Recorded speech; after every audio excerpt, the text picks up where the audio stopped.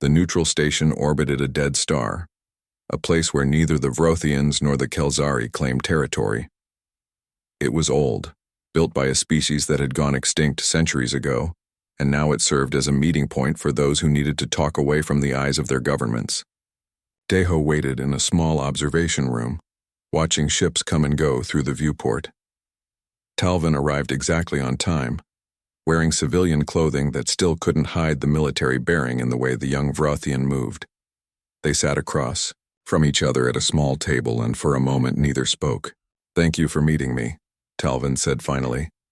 "This could cost me my commission if anyone finds out." "Then why risk it?" "Because I watched my sister almost die, and when I asked my commander why we didn't save her, he said it was protocol. When I asked why the protocol existed, he said it was tradition. When I asked why tradition mattered more than lives, he told me I was asking dangerous questions." Talvin's skin patterns shifted to something that looked like frustration. "I'm a warrior. I've trained my entire life to fight and die for my people, but I don't understand who we're actually fighting for anymore." Deho leaned forward. "What if I told you that the war doesn't have to end, but it could change?" "Change how?" "That's what I'm trying to figure out. Your people and the Kelzari need the conflict. Your societies are built around it. Your biology has adapted to it. But does it have to be destructive? Does it have to cost lives?" Talvin was quiet for a long moment. "There are legends," they said slowly, "stories from before the war became ritualized. Back then it was chaos. Both civilizations nearly destroyed each other completely. The protocols were created to prevent total annihilation. That's why they're so rigid. That's why changing them is forbidden. Our ancestors believed that any change would lead us back to chaos. But you don't believe that. I don't know what I believe anymore. All I know is that we've been following the same rules for 3,000 years, and we're no closer to peace or victory than when we started. We're just stuck, repeating the same patterns forever." Deho pulled out his datapad and showed Talvin a proposal he'd been working on. "What if you could still have your war, your honor, your traditions, but make it less deadly? What if commanders could innovate and adapt instead of following the same tactics that were written before my species even left their planet? The High Command would never allow it. What if we presented it as a way to increase honor, to test which commanders are truly skilled, versus which ones are just good at memorizing old patterns? Frame it as a return to the warrior spirit instead of a break from tradition." Talvin studied the proposal, their skin patterns shifting through colors that Deho had learned indicated deep thought. "There are others like me," Talvin said quietly. "Young officers who have questions. We talk privately, carefully. If you could get approval from the Galactic Council to mediate, if you could convince even a few high commanders to try this, we might be able to help from within." "That's a lot of ifs." "It's more hope than I had yesterday." 3 weeks later, Deho stood before the Galactic Council, presenting his proposal to representatives from 40 different species. The chamber was vast, with each species having their own section designed for their biology and comfort. Some breathed different atmospheres, some experienced time differently, some communicated through colors or vibrations instead of sound. But they all understood the problem of the Vrothian-Kelzari War. "For 3,000 years, we've accepted that this conflict is unsolvable," Deho said, his words translated into dozens of languages simultaneously. "We've assumed that these two species are simply incompatible, that they'll fight forever. But we've never tried to change the war itself." "Humans are newcomers," said one of the council members, a crystalline being whose name was difficult for humans to pronounce. "You don't understand the complexity of galactic politics. Many species have tried to end this war. All have failed." "I'm not trying to end it," Deho replied.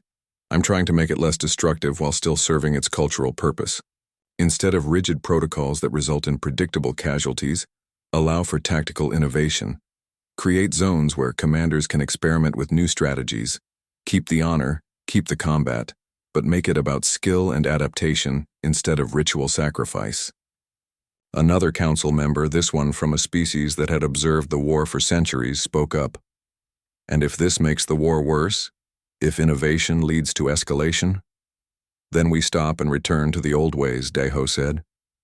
But if it works, we might transform the galaxy's oldest conflict into something that both species can live with, literally. The debate went on for hours. Many council members were skeptical. Some thought humans were arrogant for thinking they could solve a problem that had stumped older, wiser species. But others were intrigued. And finally, the human diplomatic chief, Hyejin, stood to speak. Hyejin was elderly by human standards, with gray hair and eyes that had seen decades of galactic negotiations. She commanded respect even among species that had been spacefaring for millennia. This council has watched the Vrothian-Kelzari War for thousands of years, she said. We've sent mediators, we've proposed peace treaties, we've tried every conventional approach. All have failed because we've been trying to solve the wrong problem. We've been trying to end the war. Captain Deho proposes that we help them fight better. It's unconventional, perhaps even strange by our standards. But strange is better than the alternative, which is watching this conflict continue unchanged for another 3,000 years. The vote was close, but it passed. Humanity would be allowed to implement a limited test program, with strict oversight and the understanding that any sign of increased casualties would result in immediate termination. Daiho assembled his team carefully. Myung would handle military strategy. Junho would manage cultural liaison. He brought in Seo Hyun, a game theory specialist who had analyzed the war patterns and saw opportunities that pure military thinking missed. Taeyang joined as logistics officer, someone who understood that wars were won or lost based on supply chains and resource management. And finally, Bora, a psychologist who specialized in conflict resolution and understanding what people truly needed versus what they said they wanted. The first innovation zone was established on a moon that both species had fought over 17 times in the last century. It was designated as a testing ground where commanders could try new tactics without violating the sacred protocols that governed the main conflict. The initial results were chaotic. Commanders who had spent their entire careers following rigid patterns suddenly had freedom to innovate, and they didn't know what to do with it. Some tried wild, aggressive tactics that failed spectacularly. Others were too cautious, unable to break free from their training. But slowly, something began to change. A young Kelzari commander named Yuna developed a flanking strategy that caught the Vrothian forces completely by surprise. Instead of the usual frontal assault, her ships came from 3 directions at once, overwhelming the defense. The Vrothians lost the engagement, but their commander, instead of filing a formal protest, requested a meeting with Yuna to discuss her tactics. It was the first time in recorded history that military commanders from both sides had voluntarily talked about strategy. Myung observed this meeting and reported back to Daeho with barely contained excitement. They're not just talking about the battle, they're sharing ideas. The Vrothian commander showed Yuna a defensive formation that could have countered her attack. Yuna suggested modifications to make it even stronger. They're teaching each other. Because it's not about honor or tradition anymore, Seo Hyun observed. It's about being good at what they do. Competition drives excellence better than ritual ever could. The innovation zones began to spread. More commanders requested access, wanting to test themselves against opponents who could adapt and surprise them. The rigid, predictable battles continued in the main conflict, but on the edges, something new was growing. Not everyone approved. Conservative factions in both empires viewed the changes as dangerous, but Talvin and others like them worked quietly within their militaries, encouraging young commanders to embrace innovation, framing it as a return to the true warrior spirit that had existed before the protocols made everything safe and predictable. Daeho watched it all unfold with cautious optimism. They hadn't stopped the war, they hadn't even made it significantly less deadly yet, but they had planted seeds of change, and those seeds were growing. One night, reviewing reports in his quarters, Daeho received a message from both the Vrothian Supreme Commander and the Kelzari High Coordinator. They wanted to meet with him, together for the first time in 3,000 years. Whatever happened next would determine whether humanity had helped start a transformation or accidentally triggered something that could make everything worse. The meeting location was unprecedented. A neutral ship floating in empty space between the two empires with no weapons, no defenses. Nothing but a conference room where ancient enemies would sit together for the first time in millennia. Daeho arrived with his team, uncertain whether they were about to witness history or a disaster. The Vrothian Supreme Commander entered from one airlock. The Kelzari High Coordinator entered from another. They stood on opposite sides of the room, not speaking, barely acknowledging each other's presence. The tension was thick enough that Deho could feel it pressing against his skin. "Thank you both for coming," Deho began. "I know this isn't easy." "Easy?" The Vrothian commander's skin patterns flashed angry red. "There are factions in my military calling for my execution simply for agreeing to this meeting. They say I'm betraying 3,000 years of tradition.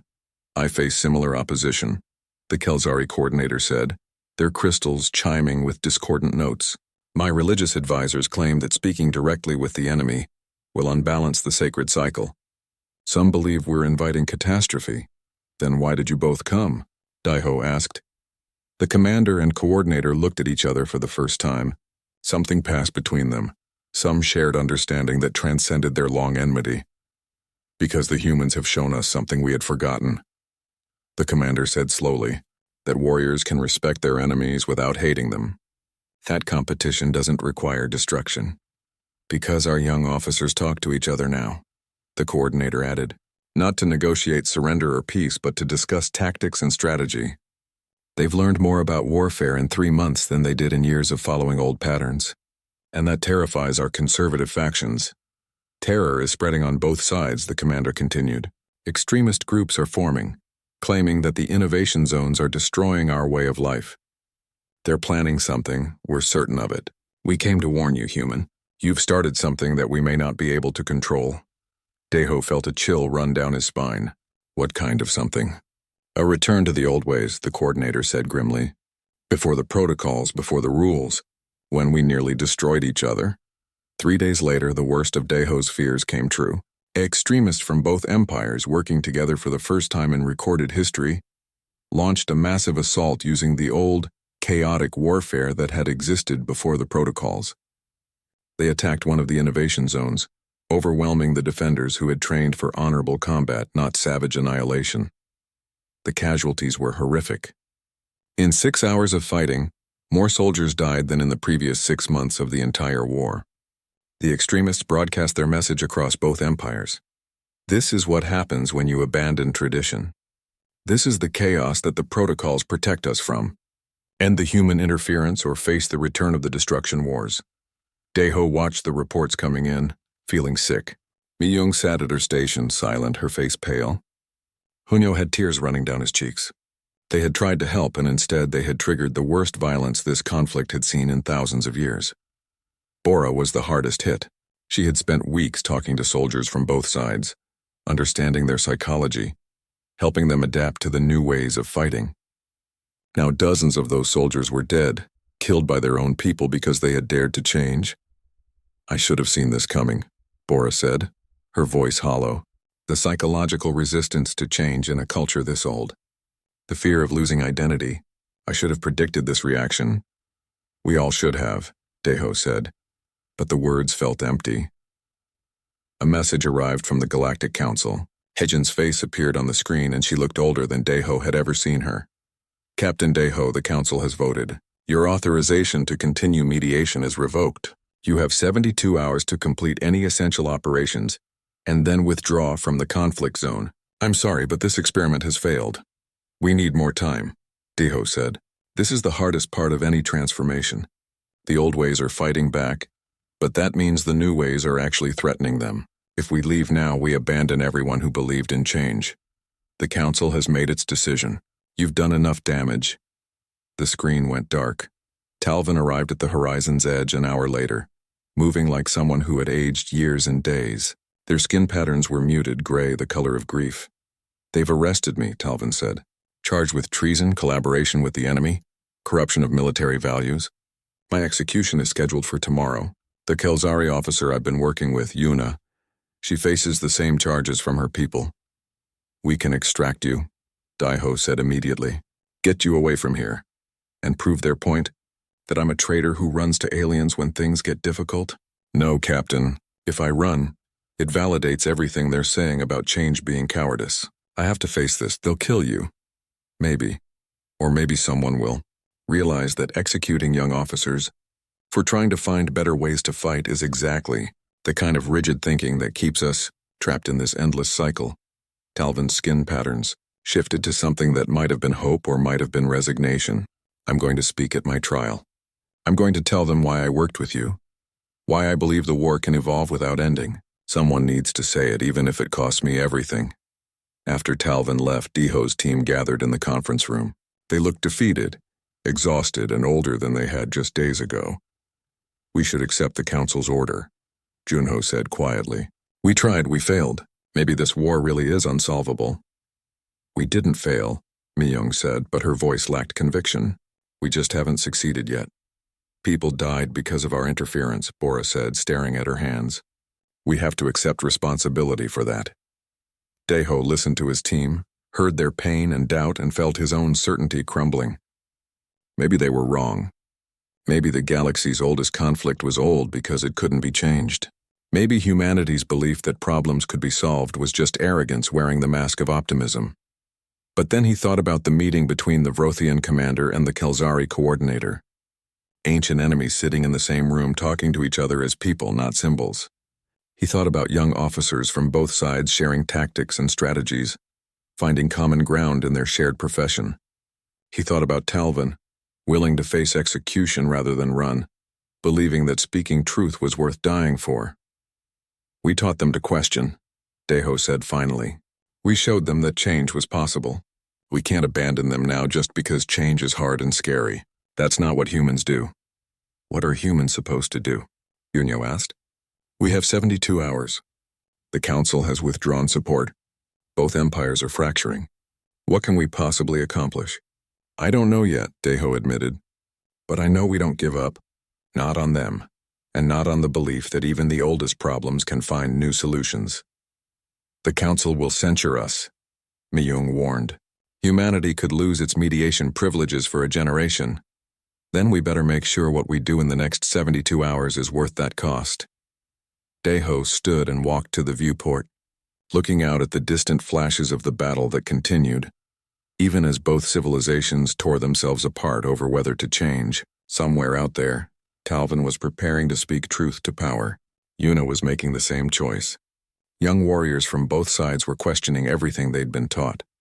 The old ways were fighting back hard because the new ways were winning. The extremists had launched their attack out of desperation, not strength. They knew that if the innovation zones continued, if warriors from both sides kept learning from each other, the traditional war would eventually seem pointless and cruel by comparison. Deho made his decision. They had 72 hours to prove that change was possible, that the unstoppable war could be stopped, not by ending it, but by transforming it into something both civilizations could survive. He turned back to his team. Get me everything we know about both empires' internal communications. Find every young officer who's been asking questions, every cultural leader who's expressed doubt about the traditional ways. We're going to show them that they're not alone, that change isn't betrayal, and that the best way to honor their ancestors is to be better than the past required them to be. And if it doesn't work? Bora asked. Then we go down fighting. But we don't give up. The Vrothian command chamber was enormous, with ceilings that stretched up into darkness. Deho felt small as he walked between rows of alien warriors, each standing at attention in ceremonial armor that looked ancient and heavy. The Vrothians were tall, with forearms and skin that shimmered with patterns that changed based on their emotions. Right now those patterns showed confusion, which Deho took as a good sign. Confusion was better than anger. The Vrothian Supreme Commander, whose name translated roughly as Shield of the Eternal Dawn, regarded Deho with eyes that had 3 pupils each. When the commander spoke, a translation device converted the words into language Deho could understand. You violated the sacred protocols of engagement, the commander said. You entered a designated combat zone without authorization. You interfered with the natural progression of battle. Explain yourself, human. Deho had prepared for this conversation, but preparation felt different than standing in this vast chamber surrounded by warriors who had been fighting wars since before humans invented writing. With respect, Commander, I saw people who needed help. My ship had the ability to provide that help. Where I come from, that's not a violation. That's simply what we do. Where you come from, the commander repeated. Humans are young. You've been in space for mere centuries. You don't understand the weight of tradition, the importance of maintaining established order. Maybe not, Deho admitted, but I understand that 300 of your people are alive because we didn't let tradition kill them. The chamber fell silent. The Vrothian warrior's skin patterns shifted to colors that Deho's briefing materials said indicated surprise or perhaps offense. He waited, knowing that pushing further would be a mistake. Finally, the commander's patterns changed to something that looked almost like curiosity. You interest me, Captain Deho. Your actions were chaotic and unpredictable. They disrupted patterns that have existed for 3,000 years. Yet you saved Vrothian lives, which creates a debt of honor. This creates a problem. How do we punish someone we owe gratitude to? You could let me study your military tactics, Deho suggested. Help me understand why the war exists. Maybe that way my people can be better observers, less likely to interfere in the future. It was a calculated risk. Deho didn't actually want to be a better observer. He wanted to understand this war because he believed that understanding was the first step toward changing it. But he couldn't say that directly. The commander considered this for a long moment. Very well. Your tactical officer may study our combat doctrines. But understand this, human. We fight the way we fight because it maintains balance. Change the balance and you risk destroying both our civilizations. Some prisons are built not to keep people in, but to keep worse things out. Deho left the Vrothian command chamber with more questions than answers. What had the commander meant by that last statement? What were they keeping out? The meeting with the Kelzari was different, but equally strange. The Kelzari were shorter than humans, with crystalline structures growing from their shoulders and heads that reflected light in rainbow patterns. They met him in a room that felt more like a temple than a military headquarters. With flowing water and soft music playing in the background, the Kelzari High Coordinator, whose name meant something like harmony and conflict, seemed less interested in punishing Deho and more interested in understanding his thinking. Your species is fascinating, the coordinator said. You see a problem and immediately try to solve it. You don't consider whether the problem is supposed to exist. Supposed to exist? Deho repeated. You mean the war? The war serves many purposes. It gives our young warriors a place to prove themselves. It maintains our military traditions. It provides meaning to our society. Take away the war and what are we? What defines us? Deho thought about that. What you could become, he said finally. What you could achieve if you worked together instead of fighting. The coordinator's crystals chimed softly, which Deho's translator indicated was laughter. We've heard that suggestion before, Captain. From a dozen other species over the centuries. They all think they understand something we don't. They're all wrong. Why? Because they assume we're trapped in this war. They don't understand that we need it. Remove the war, and both our civilizations would collapse from internal pressure within a generation. The war isn't our problem, Captain. It's our solution. That night, back on the horizon's edge, Deho met with his senior officers. Myung had spent the day studying Vrothian military records, and her findings were disturbing. They've had opportunities to win, she said, displaying tactical maps on the conference room screen. Dozens of them over the centuries. Perfect moments where one side could have achieved total victory, but they always pull back at the critical moment. It's like they're afraid of winning. The Kelzari are the same, Junho added. I've been analyzing their cultural records. Their entire society is structured around the war. Their religions worship balance through conflict. Their coming-of-age ceremonies involve military service. Their art, music, philosophy, everything connects back to this eternal struggle. If the war ended, they wouldn't just lose their enemy. They'd lose themselves. Deho rubbed his temples. This was more complicated than he'd expected. So we're dealing with two civilizations that are psychologically dependent on fighting each other? It goes deeper than psychology, Junho said. I collected some biological samples during medical scans of the refugees. Both species produce specific neurochemicals during combat situations that their brains have evolved to require. They're literally addicted to war at a biological level. That can't be natural evolution, Myung said. That has to be engineered somehow. Maybe. Or maybe 3,000 years of continuous warfare naturally selected for individuals who could handle it better. Either way, we're looking at two species that physically need conflict to function normally. Deho stood and walked to the viewport. Outside, he could see the distant flashes of another battle beginning. The same patterns, the same ancient dance. So we can't stop the war because stopping it would destroy them. That's what they believe, Junho said carefully. Whether it's true is another question. Before Deho could respond, an alert sounded. A private communication was coming through on a secure channel. Origin point somewhere in the Vrothian fleet. The face that appeared on the screen was young for a Vrothian, with skin patterns that seemed nervous and uncertain. Captain Deho? My name is Talvin. I served on the transport you rescued. My sister was on that ship. She's alive because of you. I'm glad we could help, Deho said. I need to speak with you. Privately. Not as a Vrothian officer, but as someone who has questions about this war. Questions that my commanders won't answer. Deho glanced at his officers. This could be a trap, but it could also be an opportunity. What kind of questions? The kind that ask whether we're fighting to protect something or just fighting because we've forgotten how to stop. My sister is 6 years old, Captain. She almost died because of protocols that were written 3,000 years ago. I want to know why those protocols matter more than her life. Deho made a decision. Can you get to the neutral station at the border? Yes. Meet me there in 2 days.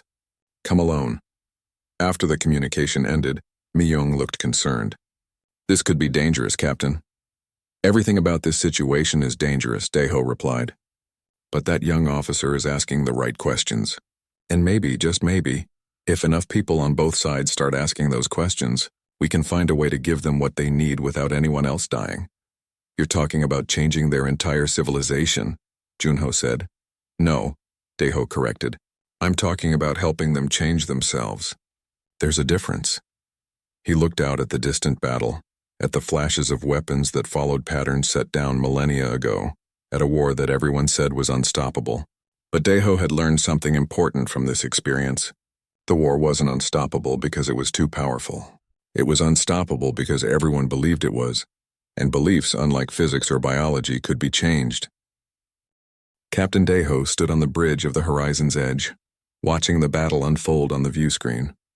Red energy beams crossed the darkness of space in perfect patterns, like dancers who had performed the same routine for thousands of years. The Vrothian ships moved left, fired 3 volleys, then retreated exactly 2,000 kilometers. The Kelzari forces responded with their own attack, following their own ancient pattern. It was like watching a deadly ballet where everyone knew every step. They've been doing this for 3 hours, Myung said from the tactical station. She was humanity's best military analyst, and her frustration was clear in her voice. The Vrothians could flank them from the asteroid field. The Kelzari have a gap in their left formation, but neither side will change their approach, Deho nodded. He had been observing this war for 6 months now, and every battle was the same. The 2 alien empires had been fighting for over 3,000 years, but they weren't really trying to win. They were following rules, ancient protocols that meant more to them than victory or defeat.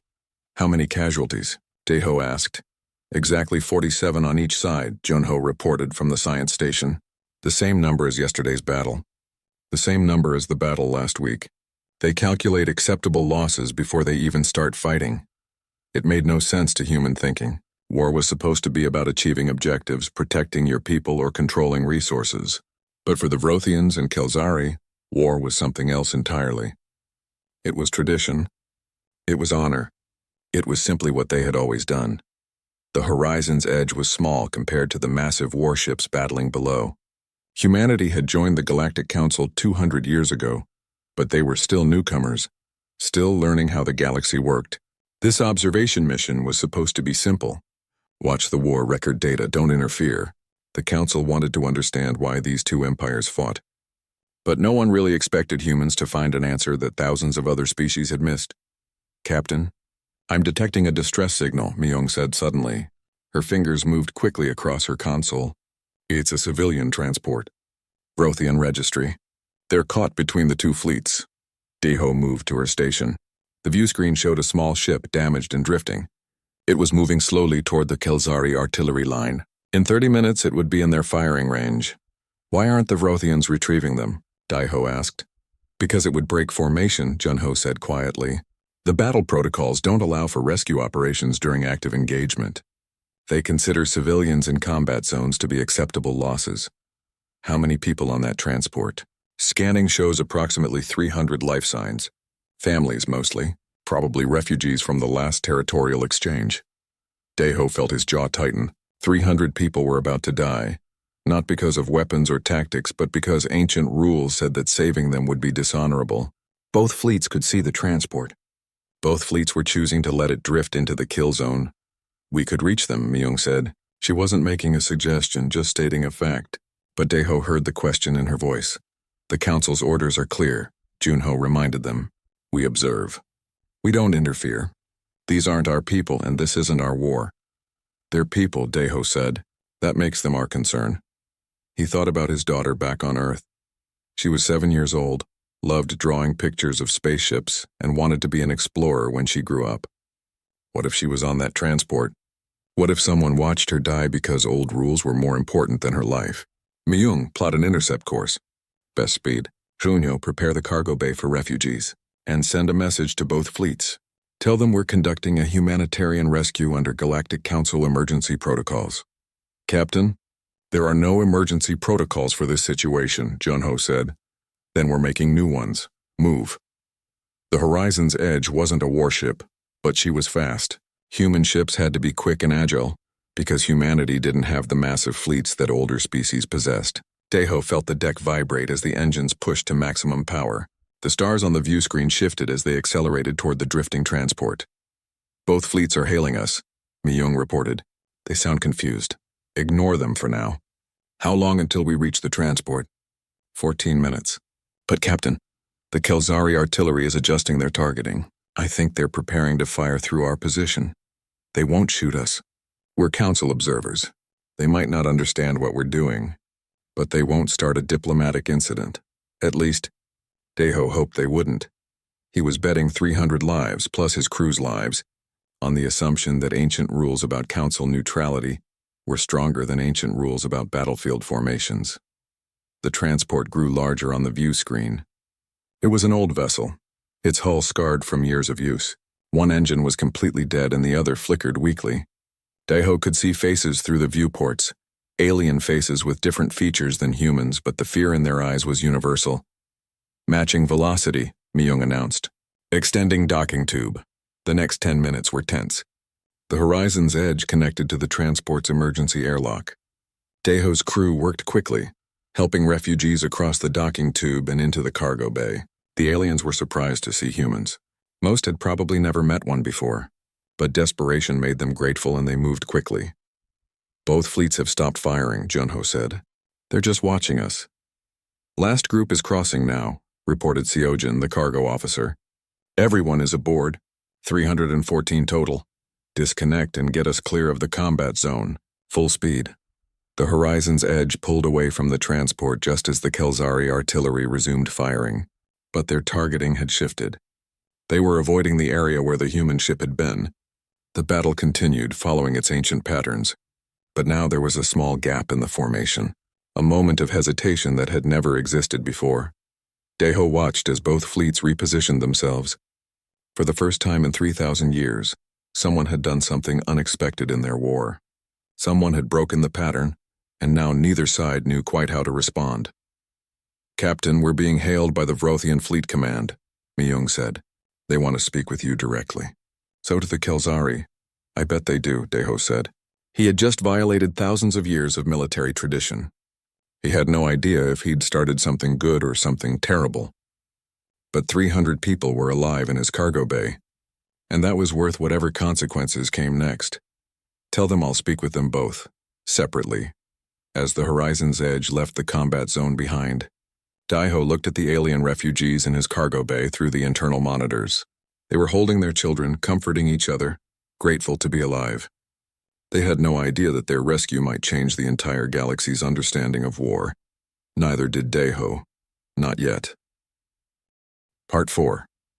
The war. The United Earth Fleet emerged from FTL Drive at the edge of the Veltura's outer colonies. 300 warships appeared simultaneously across 3 separate star systems, and within seconds every Velthara military sensor in the B sector screamed warnings. Admiral Kyungsu watched from the bridge of the dreadnought. Indomitable as the tactical displays lit up with Velthara defense platforms and patrol ships, the aliens had built their colonies with minimal military presence, confident that no one would dare attack them. That confidence was about to be shattered. All ships execute first strike protocol, Kyungsu ordered. Weapons free. The human fleet opened fire as one. Energy cannons developed from Velthara designs punched through shields that weren't designed to stop them. Missiles created miniature black holes that collapsed defense platforms into singularities, and the new disruption weapons disabled Velthara FTL drives, trapping their ships in normal space where human vessels had the advantage. The first battle lasted 17 minutes. When it ended, 3 Velthara colonies were defenseless, their military infrastructure reduced to debris. Not a single human ship had been destroyed, though several carried damage from the few shots the Velthara had managed to return. On the colony world of Velthara 7, a trading hub that served a dozen nearby systems, alarms wailed through the cities as the human fleet entered orbit. The civilian population fled to shelters, expecting bombardment and death. They had seen the recordings from the defense platforms before they went dark, showing human ships cutting through their military like it was made of paper. But the bombardment never came. Instead, Captain Dong Hyun's voice broadcast across every frequency. "This is Captain Dong Hyun of Earth. We are not here to slaughter civilians. We are here because your leaders abandoned humanity 500,000 years ago and have refused to acknowledge their crime. We will hold these colonies until your High Council agrees to meet with our representatives. Any military vessels that approach will be destroyed. All civilian traffic may continue freely." The message confused the Velthara. They had expected savagery from these primitive humans. Instead, they found discipline and precision. The human fleet positioned itself in defensive formations around the 3 colonies, but made no move to attack the surface. Civilian ships were scanned and allowed to pass. Food shipments continued uninterrupted. The only change was that Velthara military forces were no longer welcome in their own space. On Veltis Prime, the High Council convened an emergency session. Councillor Revan 4 stood before the assembly, his confidence from 3 years ago replaced with confusion. How did they develop such technology so quickly? Our analysis of their vessels suggested they were centuries behind us. They had our technology, replied another councillor. The expedition ship that visited us 3 years ago must have carried complete scans of our systems. They reverse-engineered everything. That's impossible. No species could adapt our designs that rapidly. Clearly, we underestimated them. The debate raged for hours. Some councillors wanted immediate military response, calling for the full Velthara fleet to crush the human invaders. Others urged caution, noting that humanity had demonstrated the ability to destroy colonies without harming civilians, suggesting they had capabilities the Velthara didn't yet understand. In the end, Revan 4's faction won. The Velthara would respond with overwhelming force. They had dozens of systems, hundreds of military vessels, and technology that had been refined over millennia. Humanity had numbers and determination, but that wouldn't be enough against true Velthara military might. The counterattack came 2 weeks later. A fleet of 70 Velthara warships jumped into the Velthara 7 system, weapons charged and shields at maximum. They expected to find human vessels scattered and unprepared. Instead, they found Commander Haywan waiting for them. She had predicted this response down to the exact number of ships. Her tactical analysis had shown that the Velthara would commit enough force to ensure victory, but not so much that they left their core systems vulnerable. 70 ships was the logical choice. It was also a fatal mistake. The human fleet didn't engage in traditional combat. Instead, they scattered, forcing the Velthara to divide their forces to pursue. Then once the alien formation broke apart, the humans struck with coordinated precision. 3 human ships would target a single Velthara vessel, overwhelming its defenses through concentrated fire. The Velthara tried to regroup, but human disruption weapons prevented their standard tactical maneuvers. The battle lasted 4 hours. When it ended, 43 Velthara ships had been destroyed. The rest retreated, carrying damage and defeated crews. The human fleet lost 8 ships with another 15 heavily damaged. It was a brutal exchange, but the message was clear. Humanity could match the Velthara in open combat and win. The losses stung both sides. On Earth, memorial services honored the 3,000 crew members who had died in the engagement. Admiral Kyung-soo attended each one, looking families in the eye and promising them that their loved one's sacrifice meant something. On Veltis Prime, the High Council met again in stunned silence. 43 warships destroyed, thousands of Velthara dead, and the human fleet still held 3 colonies with no sign of withdrawing. This wasn't supposed to happen. The Veltara were the advanced species, the ones who controlled the stars. How had primitive humans become so dangerous? We need to negotiate, said Counselor Sarah 7, one of the younger members of the council. They've proven they can hurt us. We should hear what they want. They want us to apologize for decisions made 500,000 years ago, Revan 4 snapped. It's absurd. We did what was necessary for our survival, and now they're doing what's necessary for theirs. We created this situation by dismissing them, by treating them as beneath our consideration. Perhaps it's time to admit we made a mistake. The council split along generational lines. Older counselors, those who had lived for centuries and remembered the Velthara as the unquestioned power in this region of space, refused to acknowledge any wrongdoing. Younger counselors, those who had grown up hearing stories of ancient Earth, but never expecting to face consequences for that abandonment, began to question the wisdom of their elders. Meanwhile, the war continued. Human forces struck at Velthara military installations across a dozen systems. They avoided civilian casualties with almost surgical precision, targeting only military assets and infrastructure. Each attack was preceded by warnings that gave civilians time to evacuate. Each victory was followed by broadcasts explaining why humanity fought. Commander Jae-hyun became a legend during this period. He was a fighter pilot assigned to the carrier Valkyrie, and his squadron specialized in high-risk assault missions. When Velthara capital ships proved too heavily shielded for standard weapons, Jae-hyun and his pilots would make attack runs directly against the enemy's power cores, flying through defensive fire that should have been impossible to survive. In the Battle of the Azure Nebula, Jae-hyun's squadron disabled 3 Velthara dreadnoughts by destroying their main reactors. He lost half his pilots in the attack, but the mission opened the way for the human fleet to capture an entire system. When reporters asked him how he found the courage to make those runs, he said simply, "My ancestors survived 500,000 years of hardship because the Velthara left them to die. The least I can do is honor that survival by making them acknowledge it." Ground combat came when the Velthara attempted to retake one of their colonies by landing troops on the surface. Sergeant Yuna led the human defense, commanding a battalion of Marines who had trained in urban warfare tactics that the Velthara had never encountered.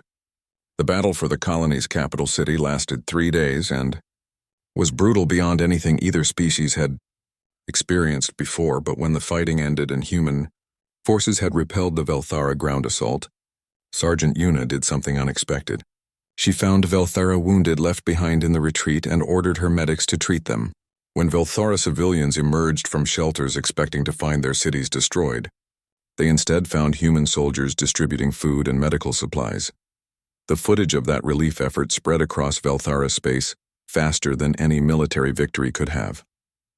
It showed human soldiers, these supposedly primitive savages, treating Velthara children with gentleness and care.